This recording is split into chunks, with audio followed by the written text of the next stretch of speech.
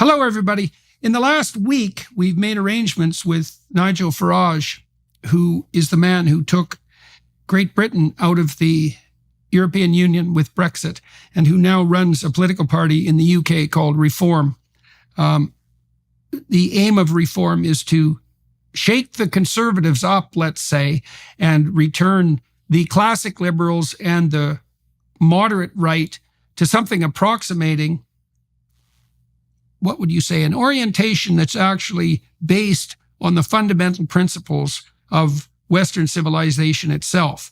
Judeo-Christianity at the bottom, the democracy that emerges out of that as a consequence of the concept of the sovereignty and divine import of the individual, the family above that, the community, the city, the state, the nation, under God, that entire subsidiary structure, to return to an orientation that makes that primary and the foundation of identity itself. Nigel Farage's party is making great headway in the UK, surprising headway, and also among young people. We had the opportunity today to take 45 minutes just prior to the upcoming UK election to discuss, well, who Mr. Farage is and just what the hell he's up to. So tune in for that. Hello, Mr. Farage. It's good to see you again. Hello there. Thank you. Yeah, so we've got 45 minutes for you to explain to everybody just what you think's going on in Great Britain, in the UK in general, and then also to delve into the details of the election that's coming up right away. Thank you. Well, we had really a massive political event happened 8 years ago last week. It was called Brexit. It happened after a 25-year grassroots campaign, a campaign for sovereignty, a campaign for borders against a wholly globalist establishment, and that included all of our main political parties, pretty much all of our newspapers, all of our trade unions, all of our big employers' organizations, all of our big banks, all of our state institutions, all of whom thought that membership of the European Union was the right place for the United Kingdom to be. And I took a view almost exactly 30 years ago when I decided this was wrong, that actually the nation state is the essential building block within people want to live, that it's a building block that they're prepared to pay their taxes to. It's the building block in extremis that they're prepared to put a military uniform on to defend, because I've always taken the view that the nation state really is like an extension of your family, your community. It's your country. So I spent a quarter of a century from the tiniest of little acorns campaigning against the establishment view, and it took a long time to get any traction. But in the end, it was really the question of borders, because we had a total open border with over 400 million people in the continent of Europe. And that was the issue that really lit the blue touch paper. Sovereignty on its own, even though I think, self-government, parliamentary democracy, even though I believe that to be an absolutely fundamental principle, kind of people said, well, it doesn't really affect my life directly. But it was when we started to see immigration numbers coming into Britain on a scale that have never been comprehended over the last couple of thousand years, that really the population started to wake up. So we had this extraordinary shock that took place on June 23rd, 2016, Brexit. And the public voted very clearly for us to leave. Our parliament didn't like the result. And many of them spent the next 3 years trying to get us to rerun the referendum. Now, we managed to avoid that. In the end, after years of wrangling, and frankly, I think probably the most shameful period in the entire history of a British Parliament, in the end, on the 31st of January 2020, we left the European Union. Now, in constitutional terms, that's probably the biggest event that has taken place, I'd guess, for about 300 years. And you would have thought that was that, because the Conservative, at least that's the name of the party, they're called the Conservative Party, they got a massive 80-seat majority, a majority not seen from the Conservatives in Britain since the time of Thatcher, and you've got to go back to the mid-1980s for that. And the hopes and aspirations of those that voted for them, and I gave them considerable help with that victory, the thoughts and aspirations were that with self-government, the numbers coming into Britain would reduce. With self-government, illegal immigration could be effectively dealt with. And another crucial group, 5.5 million men and women running small businesses, acting as sole traders, believed that the massive regulatory rule book that had been put on top of everybody, taking away their time, their effort, that could be reduced so that we could encourage entrepreneurship. We could encourage real economic growth. And so the Conservatives were riding on the crest of a wave, and many said, well, I mean, Boris Johnson will be Prime Minister for 15 years. And what has happened over the last 5 years, in my view, is they have betrayed all of those hopes in absolutely every way. Elected as Conservatives, but they've governed as metropolitan Liberals. They introduced net zero policies. I mean, so insane was some of it that Boris even suggested that we take out of production 30% of our farmland and rewild it. When it came to getting rid of regulations, basically nothing was done. In fact, arguably, for many sectors, they're now living under more bureaucratic control now than they were as members of the European Union. And the big one is legal immigration. And just to give people some context on this, in the late 1940s, it was very much felt that we owed a huge debt to the British Empire, British Commonwealth, because in 2 world wars, 40% of the contribution came from the Commonwealth. Canada, of course, your home country, being one of the most remarkable of them. And so began legal immigration from the West Indies and elsewhere. And it ran all through the late 40s, the 50s, the 60s, the 70s, the 80s, the 90s, right up until Tony Blair got in. It ran all through that period with a net migration level of 30 to 40,000 people a year. And we genuinely did not have, in the late 1990s, divided communities. Mr. Blair opened the doors in the most remarkable way. And during his time as Prime Minister, our population increased by nearly 3 million as a direct result of legal migration. And then the Conservatives in 2010, in their manifesto, in 2015, 2017, 2019, in 4 consecutive manifestos, they promised they would reduce net migration back to its historic levels of tens of thousands a year. Well, let's take Rishi Sunak's premiership, shall we? In the last 2 years, a net 1.5 million have come. I mean, these are numbers that are just beyond anyone's imagination. Our population is now up by 10 million since Blair came to power. And what that has meant is that life, the quality of life for people on these islands has diminished, has changed. You can't get access to a doctor's appointment. Traveling on the roads is, I mean, frankly, almost impossible. Housing, do you know, we have to build in our country a new home every 2 minutes just to cope with legal migration. And the British public are saying this is wrong and it's frankly not fair. And that our kids, you know, can't even aspire to owning a home in the way that their parents and grandparents and great-grandparents did. So a feeling of real disconnect, a feeling of real betrayal, a Conservative Party slumping in the opinion polls, a Labour Party rising because kind of in a first-past-the-post electoral system, that's what happens. And I just decided, Jordan, and I, you know, having spent 25 years of my life fighting for us to be sovereign, free and independent, and having been victorious, I just decided that I couldn't just stand aside in what was this snap general election called when nobody really expected it. And I knew that I'd only have 4 months to pick up a party, Reform UK, that was virtual in many ways. I mean, no money, no structure, no substance. But I just decided, you know what? If we're going to have self-government, let's exercise it properly.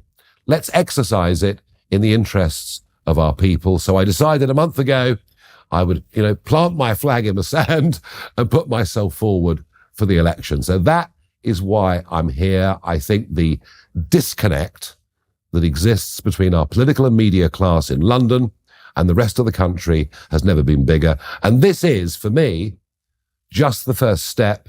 This is a 5-year project. We're really aiming at the 2029 general election. What I intend to do, and hope to do, after we get over this hurdle on Thursday, is to build a mass movement across the country for change, a populist mass movement. All right, so I have a bunch of questions. Let's start with the political situation with regard to the Conservatives. So the first question, I'll ask you about 3 and then let you answer those. What do you think it was that alerted you so long ago to the dangers of the EU? And the reason I'm asking that is because there was reason for people to be hopeful about the EU project. The fact that you could travel in Europe without passports from country to country was interesting. There was a while when there seemed to be a real sheen on the EU project. And there was, of course, concerns after the First and Second World Wars that the project of nationalism had flaws built into it, especially on the European side, that were so massive that some other form of government might reasonably be attempted. The world is unifying more too, because we communicate with each other much more. Now, you were obviously very early in your apprehension that distributing power farther up the hierarchy to a unified, say, European government or the UN or the WEF for that matter, had serious flaws. So what do you think it was that made you alert to that so much before anyone else really cottoned on to it? Well, I'm a sort of amateur historian. I love history, and I do think there are things we can learn from history. Sadly, we rarely do, but there are things we can learn. And here's the point. I mean, yes, of course, in 1870, the Germans invade France. In 1914, the Germans invade France. In 1940, the Germans invade France. And so this idea came around that if you unify France and Germany, and of course it began with the Coal and Steel Pact in 1951, if you unify France and Germany, if you unify the whole of Europe, those nationalistic factors that caused war would go away and we could live in peace. And I completely understand why people would have thought that after 2 catastrophic wars and think of the bombing, the civilian deaths, the Holocaust, all the awful things that did take place. But it was based on a fundamental misunderstanding. And the misunderstanding was that the existence of nation states led to war, but they made one fundamental error. And it's this: provided the nation state is acting as a functioning democracy, you don't have that problem. There is no example in history of one functioning democracy going to war with another. And far from being a project of peace, I took the opposite view. I took the view in about 1990, really. I took the view that if you take away from nation states their ability to determine their own future and hand it up to a higher authority over which you have little or no say, far from dampening nationalistic fervour, it's likely to increase nationalistic fervour. And here's the thing why democracy works. Democracy works because whether you like the result or not, you settle it with a cross on a piece of paper, and not with a gun. And so I actually felt that it was likely to provoke nationalistic terrorist groups, not to diminish them. So I took that big picture view a long time ago. And what happened was, you see, we did have a referendum on this back in the 70s. And my parents were told, look, vote to stay part of this because it's about trading with our neighbours. It's going to be good for business. It means we can travel to Europe freely. Ironically, pre-1914, we could travel all over Europe without even having a passport. That's been rather forgotten. And no one thought, or very few people thought back in the 70s, that it would threaten sovereignty, that it would threaten nation-state democracy. And as the years went by, a project that started around peace became a project about power. Tony Blair himself said, this is now a project of power. And the ambition of the European Union was actually to become the world's leading superpower, miles away from what we told we were joining. Now, look, I've worked for American companies in a previous life. I even worked for a French company for a brief period of time. I get it. We're living in an interconnected world. I understand that. I am generally pro-free trade, provided it's fair. And I get international business and travel. And, I understand all of these things. But the unit by which we want to live, our ability to determine many things that are very important in our lives, democracy, which for goodness sake is what we fought 2 world wars for, these things really, really matter. And to begin with, my warnings about this were thought to be hysterical. But in the end, it did become a majority view. And I think if you look around Europe now, you'll see political movements that are on the rise who really are talking about similar things, Jordan, to what I was saying 10, 20, 30 years ago. All right, so let's turn our attention to the Conservatives. So there's a couple of things that you pointed out that have been great mysteries to me. So, for example, I'm absolutely jaw-droppingly amazed that the Conservatives adopted net zero policies under Boris Johnson. It's like, what the hell were they thinking? The most skeptical part of my brain, and I suppose the rude part, thinks that this was cooked up by Boris Johnson to impress his young wife on the personal side. And that the Conservatives as well as a group lacked a vision so comprehensively that they had to turn to this idiot climate apocalypse mongering that's used by power-mad tyrants to cow the public into delivering them all the authority and power. And so I just can't wrap my head around the Conservative shift to net zero, not only because it's such a profoundly anti-conservative movement, at least with regards to such things as entrepreneurial activity and freedom, and it's profoundly anti-subsidiary, so it works against the spirit of distributed responsibility. And the economics of a shift to net zero are so appallingly catastrophic that it's a miracle that anybody who could count would even ever consider it. So, what the hell was going on and certainly this is part of the reason they're being devastated at the moment. What in the world was going on with the Conservatives? Where were their heads at? Well, you're right. But I think that Boris Johnson's new, much younger wife, Carrie Antoinette, as she's known, I think she perhaps did play something of a part in this, but it was broader than that. David Cameron in 2010 became a Conservative Prime Minister, and he and his sidekick, George Osborne, the Chancellor, they saw themselves as the heir to Blair. They were essentially globalists. They were essentially career politicians, and they don't like to be criticized. They don't like the Twitterati. They don't like the G7 or whatever it may be. They don't want to stand out from the crowd. They haven't got the courage of their convictions because, you know what? They haven't actually got any real convictions. And so we've been priding ourselves that we've cut carbon emissions more than any other Western country. We have cut carbon emissions by 44% since 1990. And do you know how we've done it? We've deindustrialized. We've deindustrialized. Our steel plants closed down. They go to India, where the steel is produced under lower environmental protections. And then guess what? The steel goods are shipped back to the United Kingdom. We haven't actually reduced global CO2 emissions. We've just exported it to other countries. And at the same time as doing that, Boris said he wanted us to become the Saudi Arabia of wind. So wind turbines to be built all across our seascapes and some of our landscapes. But of course, none of it working unless it had subsidy. And guess where the subsidy's gone? It's gone onto the electricity bills of ordinary folk for whom energy is disproportionately a much higher percentage of their income. So we've actually deindustrialized. We have transferred vast amounts of wealth from the poorest to the richest.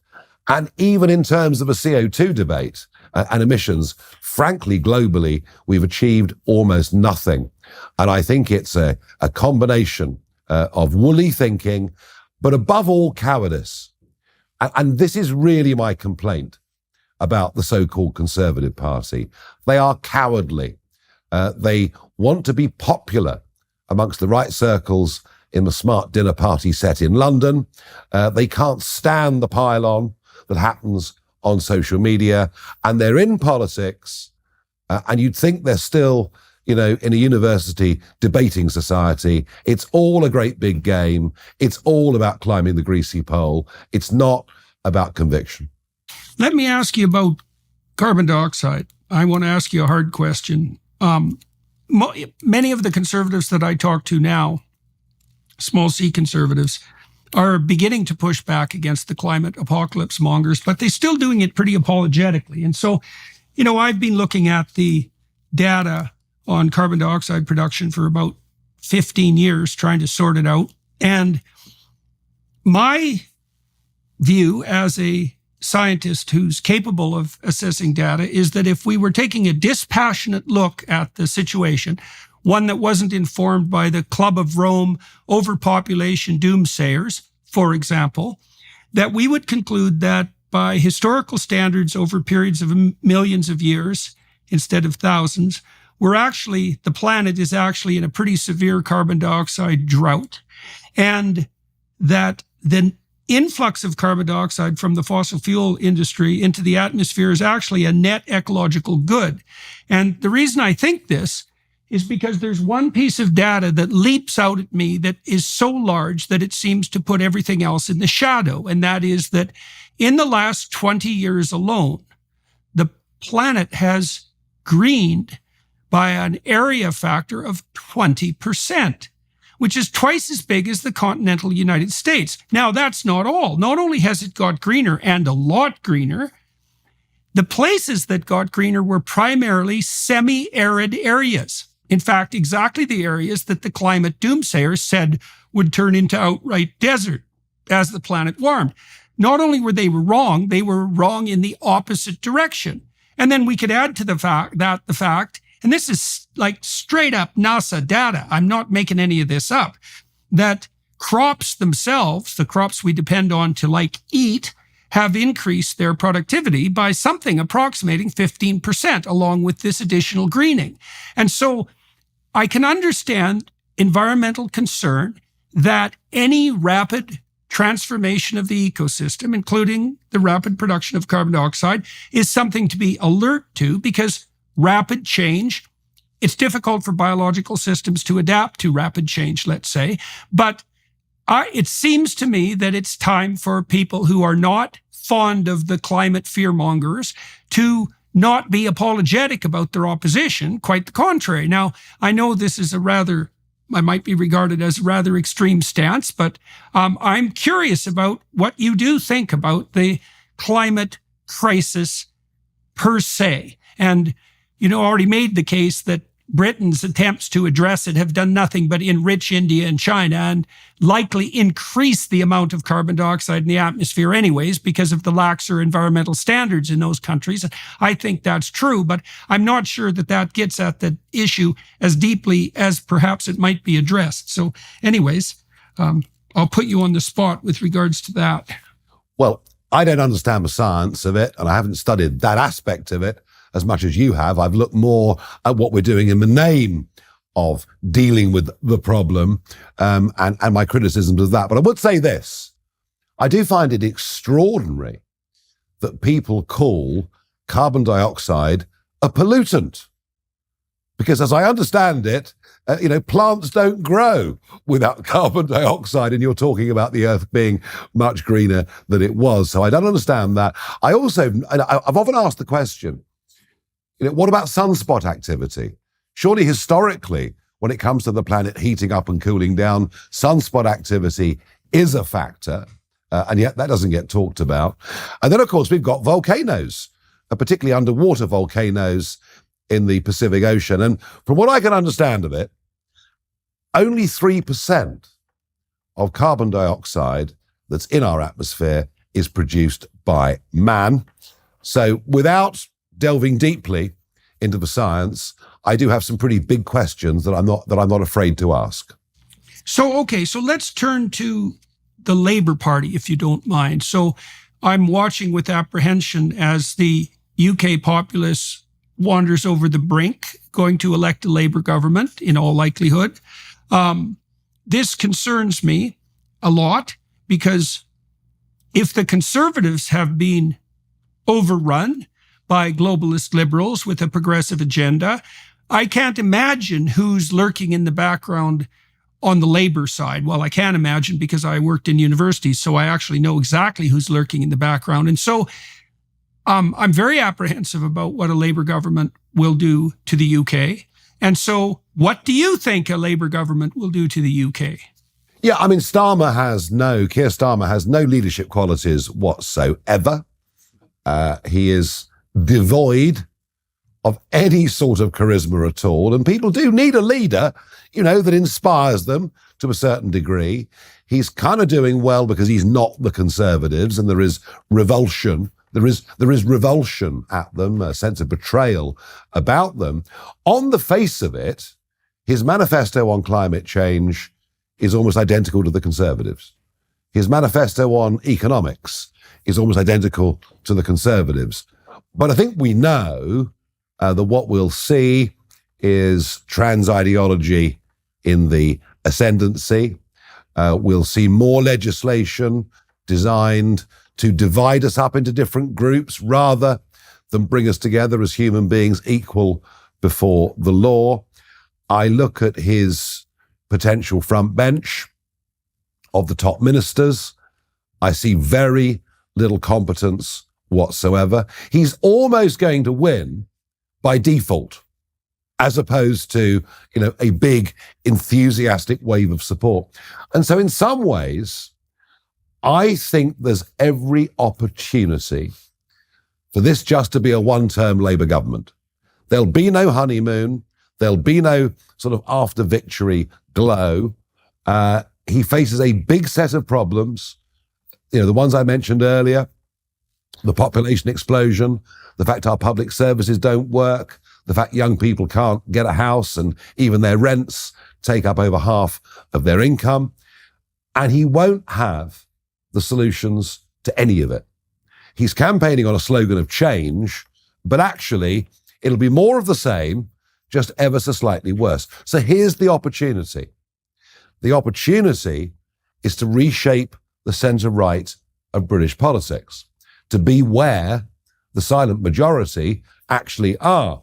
Now, I know that the British Conservative Party have been around for 190 years, but nothing necessarily lasts forever. And what I'm doing with Reform UK is I am taking those stances on all of those issues that I think give us the kind of radical change that we need. And I use the word radical in an old-fashioned sense of the word. You see, I'm a traditionalist. I think that our culture matters. I think that our history matters. I think the way that we teach our kids about who we are as a people, as a nation, matters.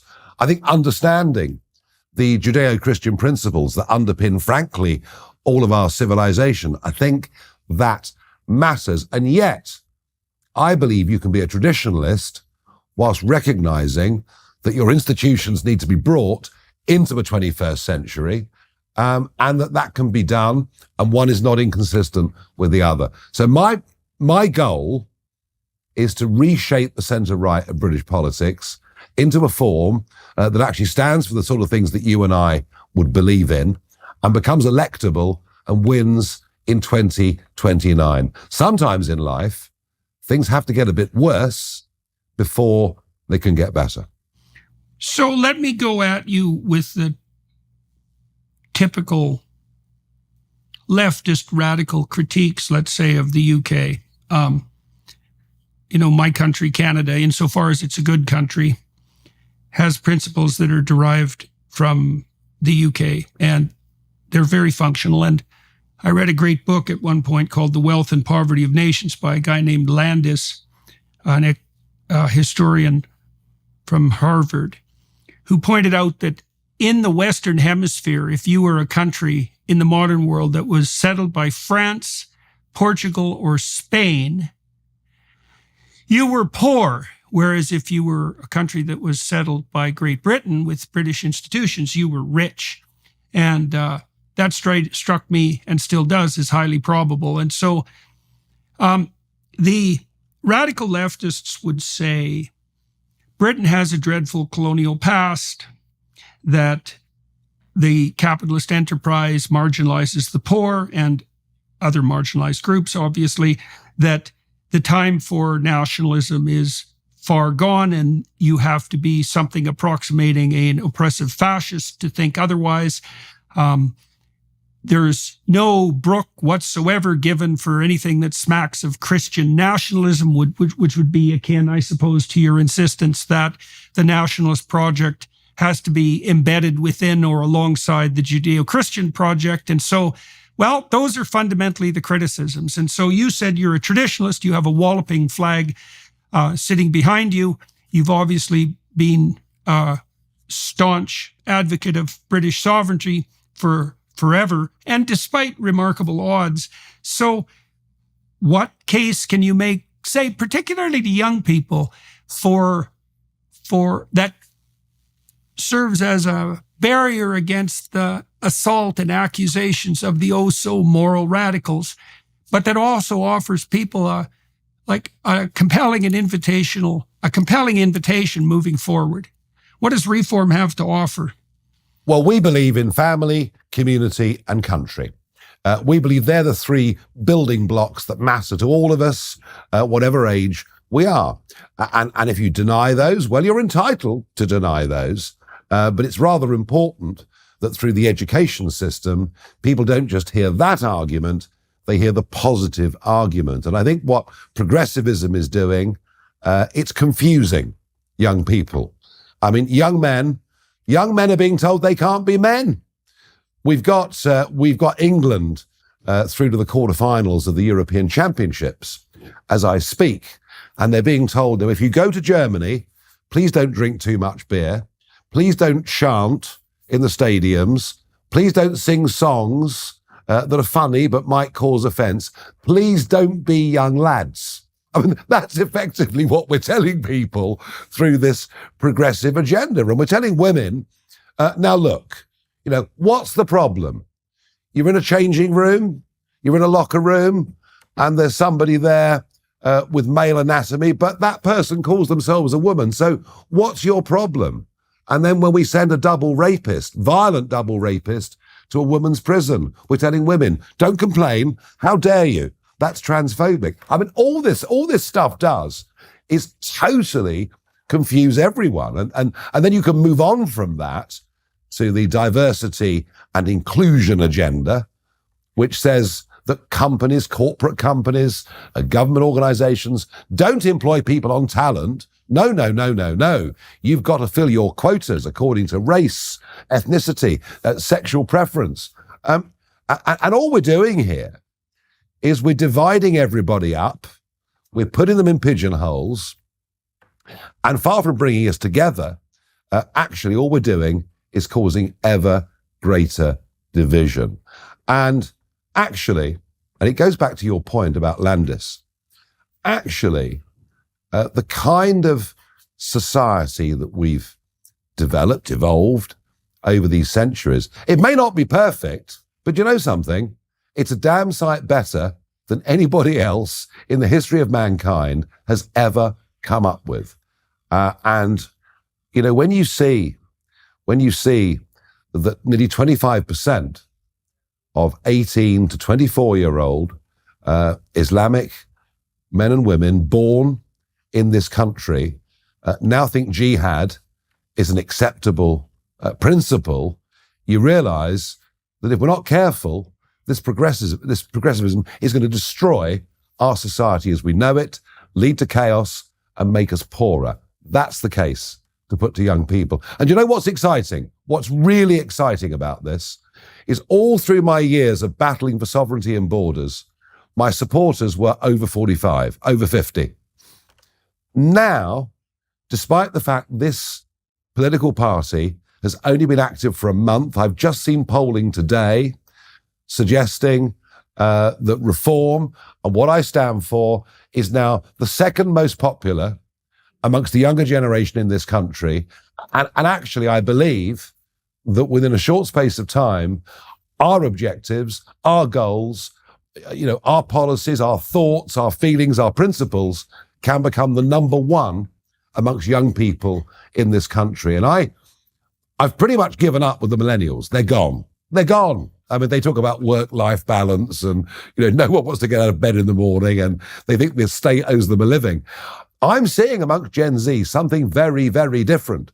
Despite what their school teachers and university lecturers are telling them, I'm seeing great hope among Gen Z for the kind of principles that we believe in. I'm seeing it in France at the moment, where we're heading up for the second round of these French elections. And even though Marine Le Pen's economic policies might be deeply socialist, culturally, she believes in La France. And I fully understand why. I see Trump doing amazingly well with young people in America. And suddenly, even though I'm 60, some young people, for some reason, think I'm cool. So actually, I am seeing great hope. Thank goodness. So I want to approach this from a psychological perspective for a moment with regards to your emphasis on family, community, and country. We're neck deep in identity politics. I suppose that's the core of the so-called culture war. And the progressives in particular suffer from a pathology of atomized liberalism because it's based on a misapprehension of psychological understanding. They believe that identity is something that can only be defined by the individual, but it's even more atomized than that. It's not only is identity only proclaimed subjectively, no matter what it was, but that very subjectivity is actually disintegrated into racial identity, ethnic identity, or sexual identity. And so what that means is that it's a very small fragment of the subjective that's defining identity. And so then you might say, okay, well, what truly defines identity? And your emphasis on family, community, and country is a much more psychologically and socially astute vision. Human beings are very, very, very social. We're communal organisms. We live in pair-bonded sexual arrangements in the main. If we're mature, we live in families that have multi-generational commitments. We live in communities that can scale upward to the level of a nation. We're instantiated at every level. Married couple, family, local community, town, state, nation. All of those are part of identity. And then the core of identity is the sacrifice of individual whim to that broader community and the future. So it's a sacrificial gesture on the part of the individual to establish a mature identity that includes other people in the future. That's why there's so much emphasis on sacrifice in the Judeo-Christian tradition. The community is based on sacrifice. That's absolutely 100% accurate. And so I've been talking to young people all around the world. And one of the things that makes the crowds go silent that the conservatives have at their fingertips that you've already touched upon is that the meaning that all these young people are missing in their life is going to be found in their willingness to sacrifice their idiot individual whims for something that's beyond them, for an identity that stretches beyond them to their marital partner, to their family, to their community, to their city, to their state, to their country, under God. That whole upward striving, communal and future-oriented identity, that's where all the meaning is. Because that's the most fundamental expression of the instinct that unites us. And it's also where the adventure is, because it is the case that the more responsibility you take onto yourself in that sacrificial manner, the more adventurous and meaningful and deep your life becomes. And conservatives can explain this to young people. It's like, your missing value is to be found in the voluntary adoption of responsibility. And, they understand this, because every time I say those sorts of things to the audiences that I'm speaking to, they go dead silent. So no one's pointed this out for 60 years. And so your emphasis, and I think the emphasis on the rising right around the world, on the necessity for family, community, and country as higher level integrating structures with regards to identity, that gives you security, so that quells anxiety. And it gives you hope, because it gives you something to do. And you need something to do to have hope and to have that positive meaning in your life. It's adventure through responsibility. And conservatives have that to sell, if they're wise, to sell that to young people, to offer that to young people, to invite young people to that. Well, one of the most exciting things in life is to be part of a team, isn't it? You work together with other individuals, and if you achieve a victory, a goal together, it always feels better somehow as part of a team than just for yourself. There are some exceptions to that, but generally, I think that is true. Look, I am going to go on fighting. In fact, to be honest, I've only just started properly fighting atomized liberalism. I want us to completely abolish the diversity and inclusion laws, completely abolish the Equalities Act that was brought in by the Labour Party in 2010, and which the Conservatives haven't had the guts to even talk about because they're cowards. And I want us to basically say, we don't care. We don't care what you are. I was asked the other day, what was I going to do for the black community? Do you know what I said? Nothing. Absolutely nothing. I couldn't give a damn whether you're black or white, whether you're gay or straight. I really don't care. You'll be judged by your character. You'll be judged by your ability. You'll be judged by, are you a contributor to society or a taker out? And right at the moment, this is considered to be dangerous, radical thinking. But I think if we can start to explain why this matters, if we can start to explain that that's the only way we're going to have any chance of a unified society that works together, with mutual benefit for each other, I think this is one of the next great political battles. And we're going to need some quite brave leaders to take it on. But I have to say, the lunacy we saw with Black Lives Matter in 2020, maybe people have begun to reflect ever so slightly on that. We've got to treat human beings as being equal before the law, judge them on their values, judge them on their character, judge them on their merits, not by their skin color or sexual preference. Yeah, well, a ringing endorsement of the civil rights movement from like 1963, you'd think we would have figured that out. So maybe to close, sir, if you don't mind, why don't you just tell people, well, what do you expect from the election? Where are you sitting now? And where is your party sitting? And also, why are you not concerned, or how are you concerned about the fact that, you're splitting the vote in the center and on the right, let's say, and of course, by doing so, in some ways, playing into the hands of the idiot progressives that are going to end up running your country. So let's deal with both of those. What's the risk in what you're doing with regards to the union of the Conservatives? And then also, what do you think's going to happen to your party in particular in this upcoming election? Well, point number one is the Conservatives don't need my help to destroy their election chances. They've done it to themselves. They were going to lose anyway. And it's very interesting. A large number of people who say they'll vote for me, if I wasn't here, wouldn't bother to vote at all. That's how disenchanted they are with the whole thing. As I said earlier, a Labour government is going to happen. The Conservatives deserve to lose. Labour don't deserve to win, but they're going to win.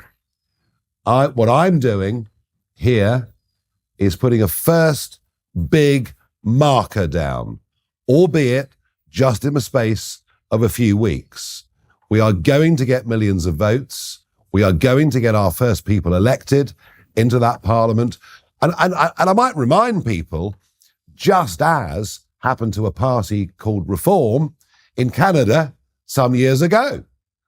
Everyone said, oh, no, reform will split the vote. Preston Manning's a right-wing nut job. You know, all the same kind of criticisms.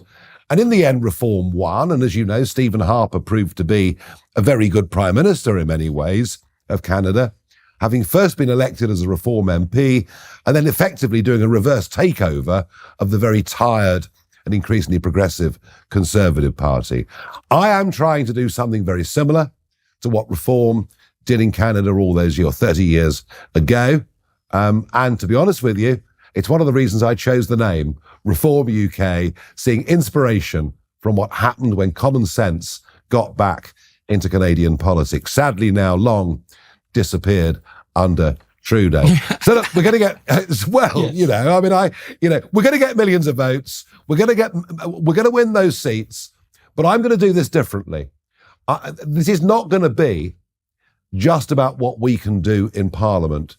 We are going to build, this is my ambition, we're going to build a mass movement for common sense. And we're going to build it not just because we object to what the progressives have done to us, but because we believe in family, community, and country. And I think the more people, particularly young people, hear those arguments, the more successful we'll be over the coming years. Well, sir, that's an excellent place to stop, and we've timed it within the minute, so that always brooks well for paying careful attention. Good luck later this week. We'll want to have a conversation at some point in the future about this Alliance for Responsible Citizenship that's trying to do on the international side pretty much what you guys are trying to do on the national side. And so I do think there's a real opportunity here for the right and the classic liberals to come together to produce an invitational vision of the future that can lift young people and the countries they're part of out of this idiot apocalypse mongering malaise that seems to be mandatory from the moral perspective as far as the anti-human radicals who hate Western civilization are concerned. So good luck later this week. Thank you. We're watching with bated breath in Canada and everywhere else. Yeah, very good to talk to you. Thank you, Jordan.